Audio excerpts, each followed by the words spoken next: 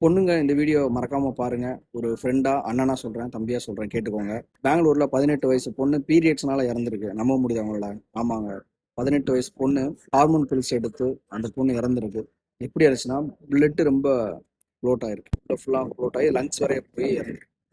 Doctor advice இல்லாம பீரியட்ஸை stop பண்றதுக்கோ start பண்றதுக்கோ எந்த ஒரு டேப்லெட் எடுத்து போடாதீங்க, சரிங்களா? அப்படி போறதுனால மிகப்பெரிய பிரச்சனை வரும் அப்படின்னு காமிச்சிட்டாங்க. 18 வயசு தான் ஆச்சு இந்த பிள்ளைக்கு.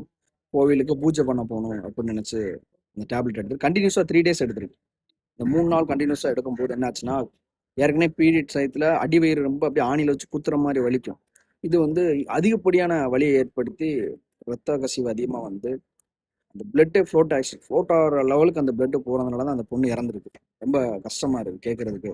அதனால இதுல இருந்து ஒரே ஒரு விஷயத்த நீங்க தெரிஞ்சுக்கணும். பீரியட்ஸை ஸ்டார்ட் பண்றதுக்கும் அதை ஸ்டார்ட் பண்றதுக்கும் டாக்டர் அட்வைஸ் இல்லாம ஒரு டேப்லெட் கொடுக்குறாங்கன்னு சொல்லி அந்த டேப்லெட்டை வாங்கி போட்டு உயிரை மாச்சிக்காதீங்க. உங்களோட ஃப்ரெண்ட்ஸ் எல்லாத்துக்கும் ஷேர் பண்ணுங்க. இதெல்லாம் எப்படா உனக்கு தெரியும்னு கேட்டா, எனக்கு அக்கா தங்கச்சி இருக்காங்க. அது மட்டும் இல்லாம ஃப்ரெண்ட்ஸ் டாக்டர்ஸ் எல்லாரும் எனக்கு நிறைய ஃப்ரெண்ட்ஸ் இருக்காங்க.